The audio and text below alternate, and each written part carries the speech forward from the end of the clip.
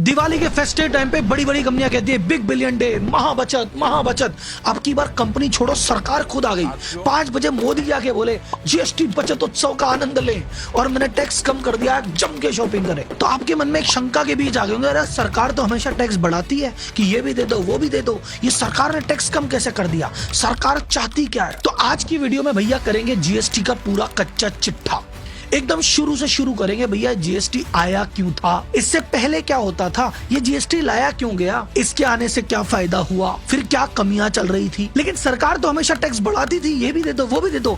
आज पहली बार को सरकार को ऐसा क्या हो गया, ये टैक्स कम क्यों कर रही है। और सरकार अगर ये टैक्स कम कर देगी तो उससे जो सरकार को घाटा होगा उसकी भरपाई करेगी कैसे, आप ही से तो नहीं करेगी। इस टैक्स कट को करने के पीछे सरकार की मंशा क्या है, जनता के प्रति प्रेम प्यार अफेक्शन या आने वाला इलेक्शन। ये विपक्ष इस जीएसटी को गब्बर सिंह टैक्स क्यों बोलता है, इस टैक्स कट से किस सेक्टर को ज्यादा फायदा होने वाला है, आम आदमी की जिंदगी में कितना बड़ा फायदा आने वाला है। ये जीएसटी काउंसिल क्या होती है, ये सेंट्रल और स्टेट गवर्नमेंट आपस में फैसले कैसे लेती है। कुल मिला के ये वीडियो है जीएसटी की मास्टर क्लास। इसके आने से पहले से लेके आने तक और आने से लेके अब तक सब बताएगा आपका भाई राहुल। तो आपको चाहे अपना ज्ञान बढ़ाना हो या दोस्तों के बीच में ज्ञान झाड़ना हो, जीएसटी के बारे में सब जानना हो, ये वीडियो आपके लिए। क्योंकि हम इस चैनल पे कॉम्प्लिकेटेड मैटर को आसान बनाते हैं, एक आम आदमी और आम इन्वेस्टर को स्मार्ट बनाते हैं। तो जनता जनार्दन की जय बोल के करते हैं वीडियो की शुरुआत।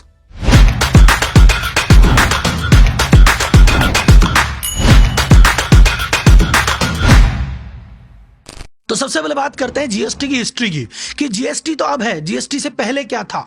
तो जीएसटी के पहले मैं आपको बताऊं, जीएसटी के पहले देश में 17 अलग अलग तरह के टैक्स थे और 13 अलग अलग तरह के सेस थे। हर स्टेट का, हर राज्य का अपना अपना टैक्स था।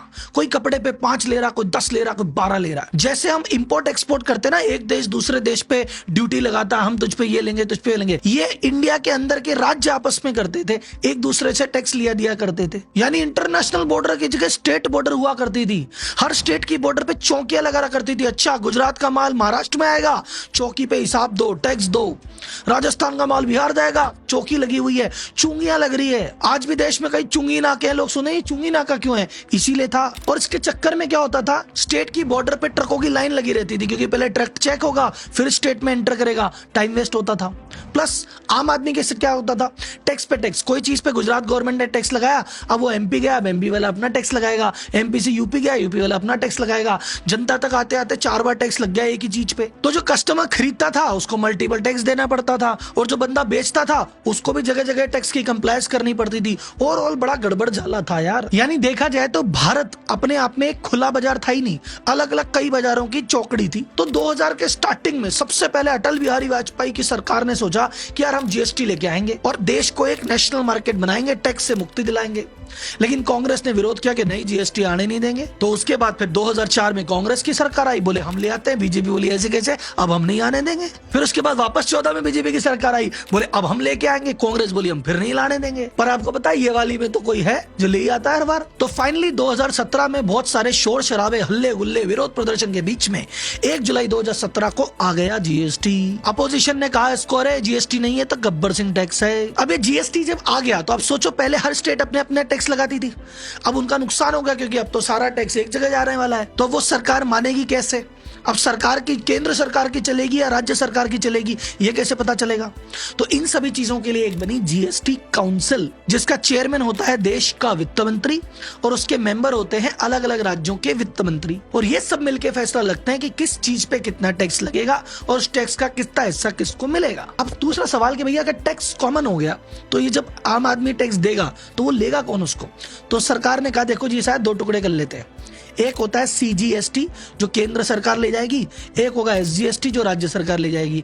तो अगर आज की रेट में अगर अपना बिल देखोगे, यानी अगर 5 रुपए का जीएसटी किसी चीज पे लग रहा है तो 2.5 रुपए जीएसटी अलग लगता है, 2.5 रुपए अलग लगता है। वो 2.5 रुपए केंद्र सरकार का, 2.5 रुपए राज्य सरकार का, जहां वो आप जीएसटी लग रहा है, ठीक है। अब कई राज्य ऐसे बोले कि यार हमको पहले मोटा टैक्स मिलता था, जब से बंटवारा हुआ हमें तो कम टैक्स मिलेगा, हमारा क्या होगा।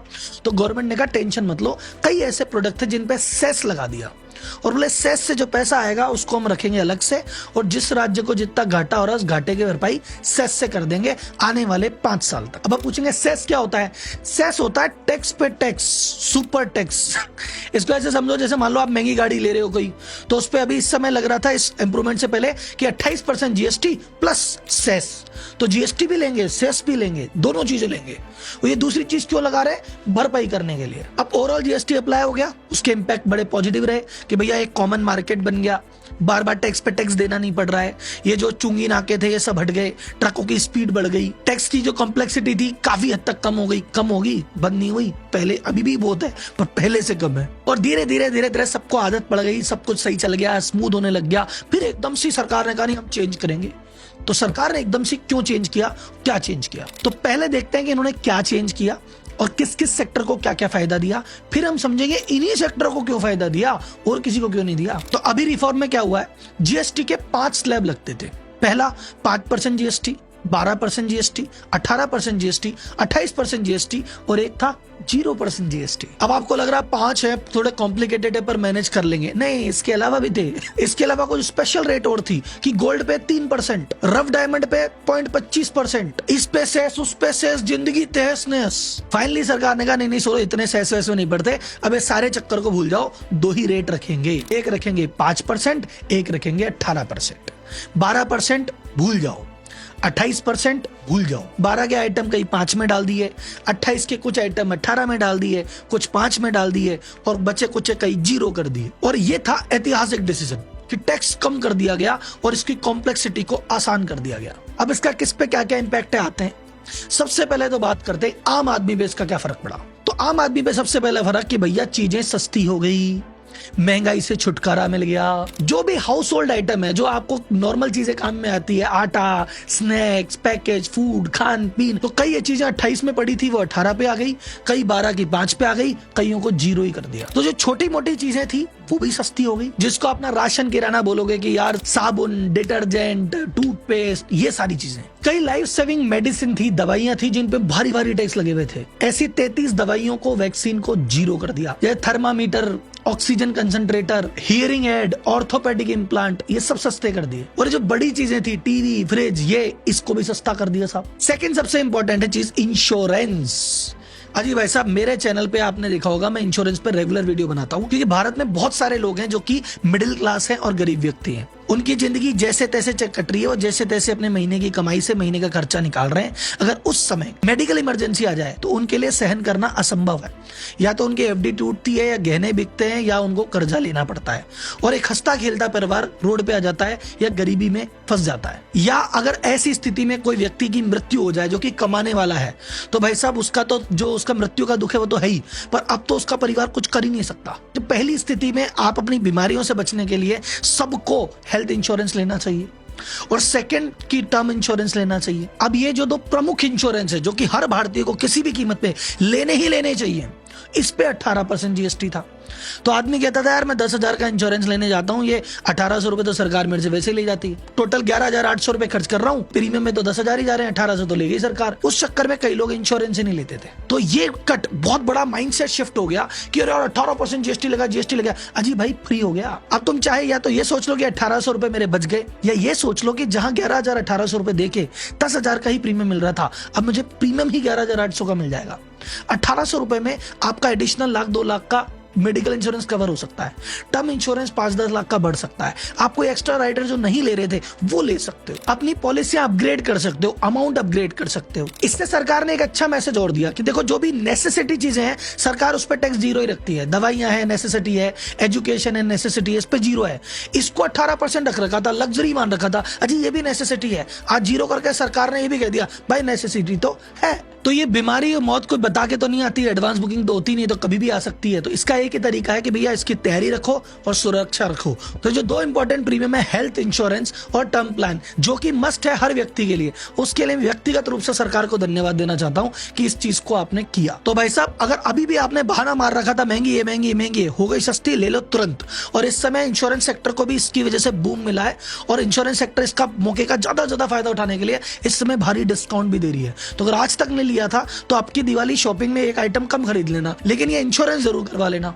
और अभी अगर आपको ऑप्शन समझना है कौन सा क्या, तो लिंक दिया डिस्क्रिप्शन में, उस पर चले जाना। अब चलते हैं दूसरे सेक्टर पे। तीसरा सबसे बड़ा जो बूम मिला है वो मिला है ऑटो सेक्टर को भाई साहब। कई 28% वाली गाड़ी 18 में आ गई है, तो लाखों रुपए की बचत हो रही है गाड़ी पे। और इलेक्ट्रिक व्हीकल को प्रमोट करने के लिए वैसे ही सस्ता कर दिया था। ऊपर से जो पब्लिक ट्रांसपोर्ट है, जो ऑटो रिक्शा बसें, इसको भी 28 से 18 पे लिया है। तो पब्लिक ट्रांसपोर्ट भी सस्ता हो गया, प्राइवेट ट्रांसपोर्ट भी सस्ता हो गया, सब कुछ सस्ता हो गया। आनंद लो भाई साहब। नेक्स्ट सेक्टर बात करेंगे कंस्ट्रक्शन और हाउसिंग की। और सुनो, ये सेक्टर याद रखना, लिख लेना कहीं मैं कौन सा सेक्टर बता रहा हूँ, क्योंकि इसके पीछे सरकार की मंशा है इन्हीं सेक्टर को प्रमोट करने की। क्या है लास्ट में बताऊंगा, नोट कर लेना। चौथा कंस्ट्रक्शन एंड हाउसिंग। सीमेंट 28% पे थी, 18 पे लिया है। सीमेंट हो गई 10% सस्ती। उसके अलावा जो बाकी बिल्डिंग मटेरियल थे, मार्बल, ग्रेनाइट, ईंटें, फ्लोरिंग, ये 12% से 5% पे आ गई, यानी 7% घर बनाने का सारा सामान सस्ता हो गया। उसके अलावा एग्रीकल्चर रिलेटेड जितने भी सामान थे, जो फार्म मशीनरी आती थी, इक्विपमेंट आती थी, ट्रक, ट्रैक्टर, इरिगेशन की स्प्रिंकलर, 12% से हटा के 5% पे लिया है। पेस्टिसाइड जो थे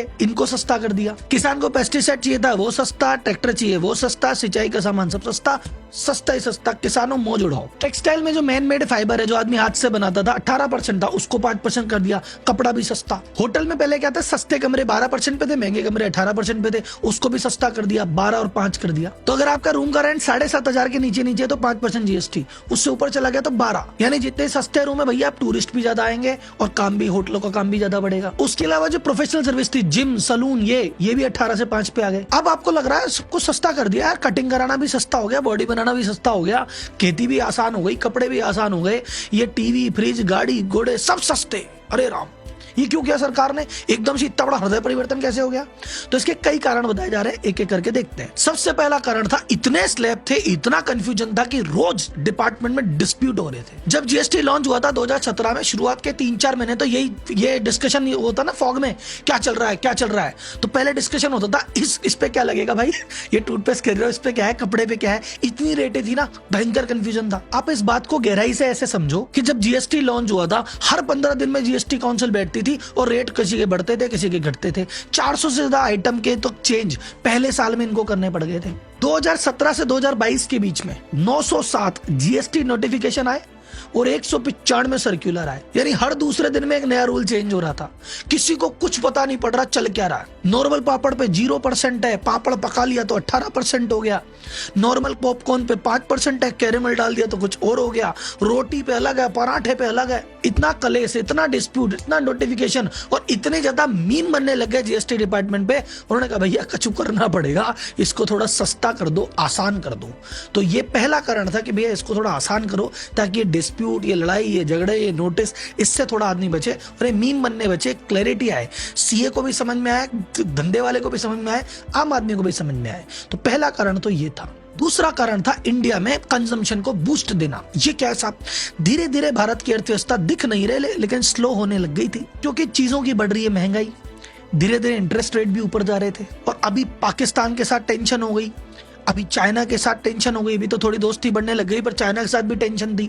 अमेरिका से पंगे चल ही रहे हैं, वो टैरिफ लगा ही रहा है। तो एक अजीब सा नेगेटिव सा माहौल था कि आदमी खर्च ही नहीं कर रहा था। कुछ तो उसके पास था भी नहीं, और कुछ था तो कह रहा था बचा के चलो रे यार, अभी बहुत नेगेटिव माहौल है। तो इकोनॉमी में कंजम्पशन ही नहीं आ रहा था, बाजार में पैसा ही नहीं घूम रहा था। और बाजार में पैसा नहीं घूमेगा तो भैया अर्थव्यवस्था स्लो पड़ जाएगी। उसके लिए बाजार में पैसा डालना जरूरी, और पैसा डालने के लिए सरकार तो अपनी तरफ से प्रयास कर ही रही थी, पर उसने कहा जब तक आम आदमी पैसा खर्च नहीं करेगा ना, ये बाजार में आएगा नहीं। तो आम आदमी कब खर्चा करेगा? उसका टैक्स कम करोगे, हाथ में थोड़ा पैसा दोगे, तभी तो करेगा। तो अर्थव्यवस्था को रुकी हुई गाड़ी को धक्का मारने के लिए, या जो गाड़ी भाग रही है उसको और स्पीड से भगाने के लिए ये टैक्स कट किया गया। और निर्मला जी के अनुसार इस टैक्स कट से बाजार में एक्स्ट्रा 2 लाख करोड़ रुपए आएगा, क्योंकि जो भी मोस्ट कॉमनली परचेस्ड आइटम है, जो कि हर परिवार महीने में एक बार खरीदता है, वो ऐसे 90% से ज्यादा आइटम सस्ते हो गए।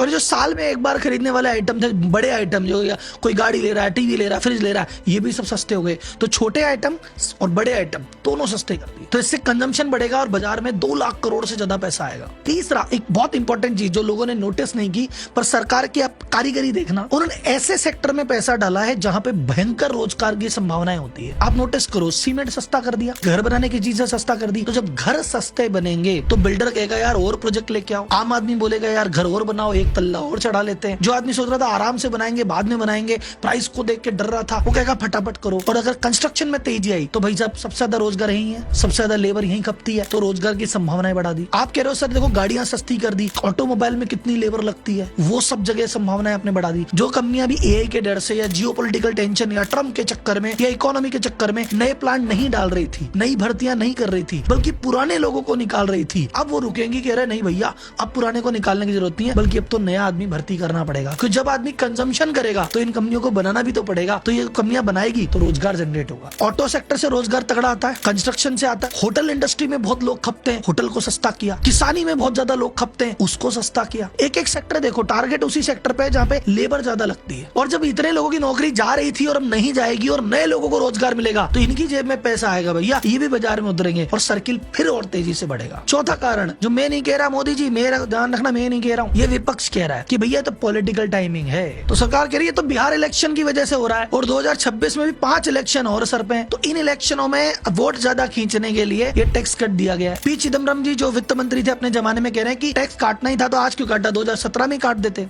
और अगर आज कम किया है तो उस समय 8 साल तो आपने गली वसूली। पर ये तो पक्ष विपक्ष की बातें हैं, क्या सही क्या गलत ये तो कमेंट बॉक्स में आप बताओ, आपको क्या लगता है। मैं तो आपको ये बताता हूँ कि भैया ये जो नुकसान हुआ इसकी भरपाई कैसे होगी बताऊं। तो कुल मिला के गवर्नमेंट ने कहा कि देखो भाई साहब ये जो हमने टैक्स कर दिया है उससे हमको टैक्स में 48,000 करोड़ का नुकसान हो रहा है। अब सवाल आता है कि अगर सरकार को 48,000 करोड़ का नुकसान होगा तो सरकार उसकी वसूली किससे करेगी। पहले इसकी रिकवरी बड़ी सिंपल सी है कि भैया जब सस्ता होने के चक्कर में लोग ज्यादा खरीदने बाजार में उतरेंगे तो जो एडिशनल रेवेन्यू होगा उस पर भी जीएसटी तो ले ही रहे ना, 12 ले रहे हैं, 5 ले रहे हैं, पर जो कंजम्पशन बढ़ेगा उससे भी हम रिकवरी कर लेंगे। एसबीआई की एक रिसर्च रिपोर्ट के अनुसार अगर इसके चक्कर में जितना एक्स्ट्रा कंजम्पशन होगा अगर उसके टैक्स को कैलकुलेट करें तो नेट जो लॉस है वो मात्र 3700 करोड़ का हो रहा है, ज्यादा नहीं हो रहा। दूसरा, अब सरकार को हल्का समझिए क्या, सरकार ने कहा ये जो टैक्स मेरा जा रहा है इसके लिए मैं एक नया टैक्स स्लैब लेके आता हूँ 40% का, जिसमें जो महंगी महंगी लग्जरी चीजें और ये जो सिगरेट वाली चीजें हैं, तंबाकू वाली चीजें,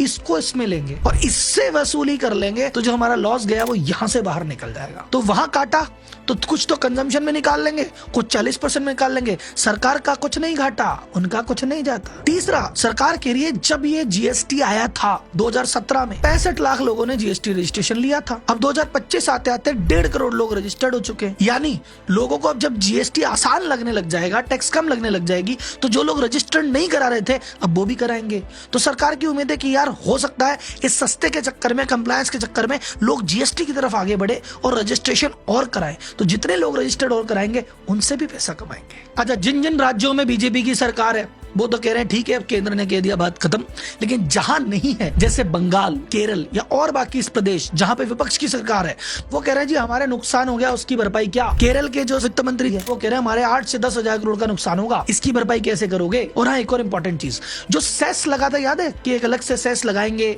और उस सेस से तुम्हारी भरपाई कर देंगे, वो 5 साल के लिए लगाया था, 2017 में लगाया था, वो तो 22 तक चला, थोड़ा और एक्सटेंड कर लिया, अब की बार सेस खत्म कर दिया। ये बाकी राज्य सरकार बोल रही है कि यार ये क्या हो गया यार, ऐसे थोड़ी, हमारा सेस खत्म हो गया, हम कैसे भरपाई करेंगे। खुल के तो विरोध कर नहीं सकते, जनता नाराज हो जाएगी कि हमारा टैक्स कट रहा है तुम क्यों कर रहे हो। तो वो ऐसे कह रहे हैं सरकार पे दबाव बना रहे कि ठीक है टैक्स काट दिया, अच्छा किया, लेकिन ये जो 40% वाला मामला है ना इसमें से हमारी भरपाई करो, क्योंकि सेस की जगह अब तुम ये ले आए, तो हमारी पहले सेस में से हो रही थी अब इसमें से करो। अब देखते हैं सरकार करती कि नहीं करती। तो कुल मिला के ये था जीएसटी का ओवरऑल ब्रेकडाउन कि जीएसटी एक्ट कैसे आया, क्या दिक्कत थी, पहले क्या दिक्कत थी, सरकार ने क्या कदम उठाए, उसका क्या फायदा है, सरकार क्या चाहती थी, इस टैक्स की भरपाई कैसे करेगी, विपक्ष का कहता है। मेरे हिसाब से इतना होलिस्टिक अंडरस्टैंडिंग मैंने जीएसटी पे दी है। आपकी जीएसटी की मास्टर क्लास यही संपन्न होती है। ये वीडियो कैसी लगी मुझे कमेंट बॉक्स में जरूर बताना। अगला वीडियो किस टॉपिक पे लाना ये भी जरूर बताना। और हाँ, अभी तक टर्म और हेल्थ इंश्योरेंस नहीं लिया है तो नीचे लिंक में जाके क्लिक कर लेना, इस बचत महोत्सव का पूरा फायदा उठाना। गाड़ी बाद में लेना, कपड़े बाद में लेना, सबसे पहले इंश्योरेंस लेना अगर नहीं लिया है तो। और ये जो सेविंग है इस सेविंग से बचाना नहीं है, इस सेविंग से कोई राइडर लेना है, पॉलिसी को अपग्रेड करना है। ठीक है, तो अगली वीडियो में फिर मिलेंगे, तब तक के लिए धन्यवाद। जय हिंद।